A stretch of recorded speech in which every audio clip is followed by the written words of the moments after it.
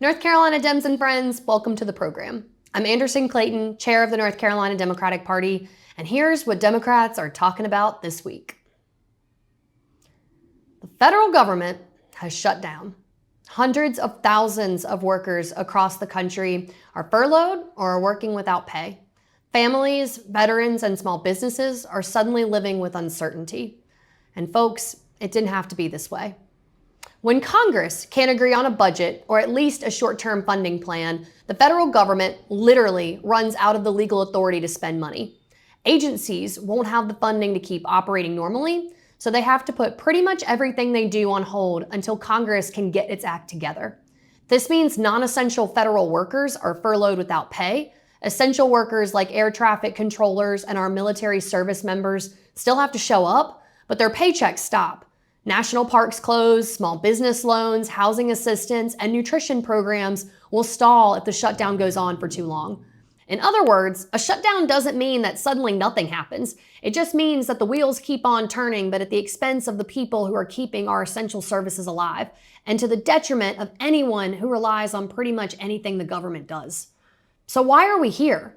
Republicans in Congress, following their marching orders from Donald Trump, refused to fund the government unless Democrats agreed to help them slash healthcare, gut safety nets, and dismantle programs Republicans find politically objectionable, stuff like basic climate research. Why didn't you vote for this clean CR to keep the government open? Well, there's nothing clean about it. This is one of the dirtiest tricks that is being pulled on the American people right now. Starting today, October 1st, and throughout the rest of the month, Americans across this country are going to start getting notifications that their insurance premiums are up to doubling. Let's be clear, and doesn't make me happy to have to say this, but there have been studies out there that when you combine doubling premiums for the ACA and then throwing 15 million people off of Medicaid and the ACA, the result is, according to studies at Yale and the University of Pennsylvania, 50,000 low-income, working-class Americans will die every single year. The impact of these cuts will be devastating, and Democrats have refused to go along to just get along with so much on the line. But Republicans have refused to budge. Even Republican Senator Mitch McConnell admitted that the road his party is going down is reckless, but the MAGA hardliners wanted chaos, and chaos is exactly what we got. If there's one thing Republicans love to do, it's hold a budget crisis over our heads. Every time budget season comes around, there's a mad dash to find every possible way to make cuts to healthcare, retirement, you name it, because they say there's not enough money. Only for, spoiler alert, Republicans to announce that they want to lower taxes for their rich friends and leave the rest of us holding the bag. Just like in Washington, Republican leaders in Raleigh are holding up the budget process. By law, North Carolina is supposed to have a budget in place by July 1st. The state budget governs important expenses like teacher pay, public schools, universities, healthcare, roadworks, and public safety. But July has come and gone, folks. August came and went, and now September's gone by too, and still no budget. This that we're doing has become commonplace. Every single long session we come to Raleigh with a short list of must-dos. Number one, the budget. Year after year, we don't complete it on time.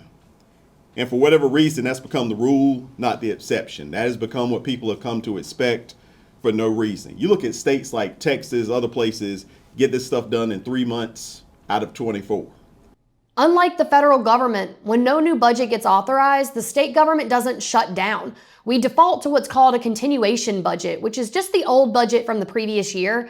That means one-time funding authorizations don't get renewed, and old line items aren't adjusted for changes in population increases, inflation, or any other sources of need. And I'm sure y'all have noticed that things aren't exactly cheaper than they were last year. The same is true for the government's budget, what's been true for our own bank accounts. Prices are going up, and there are bills that we've got to pay.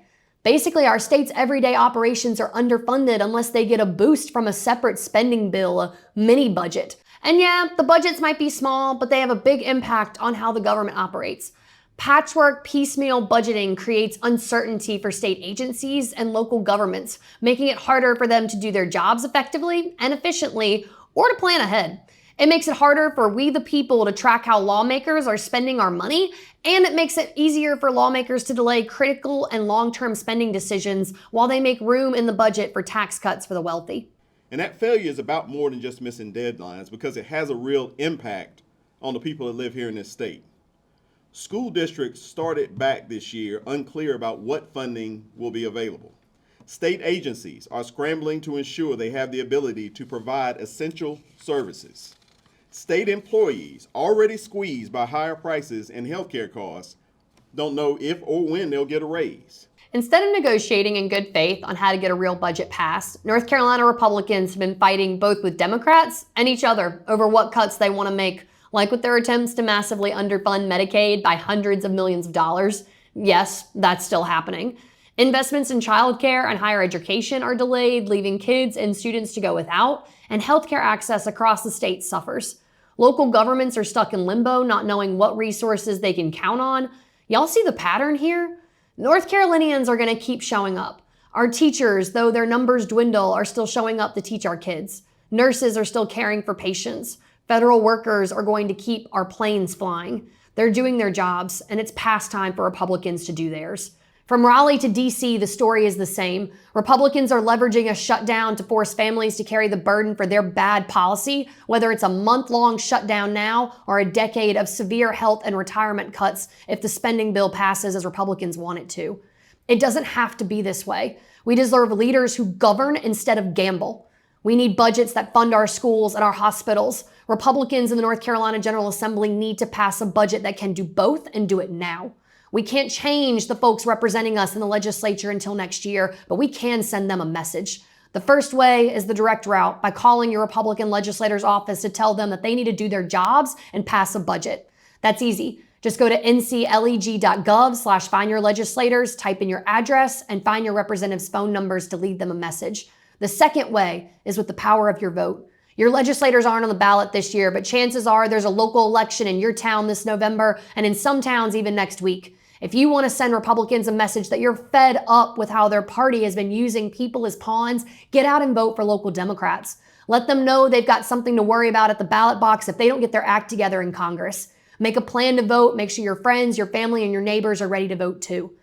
That's it for me today, y'all. Thanks for catching up with the news with me. Keep your heads up, and I hope to see you at the polls.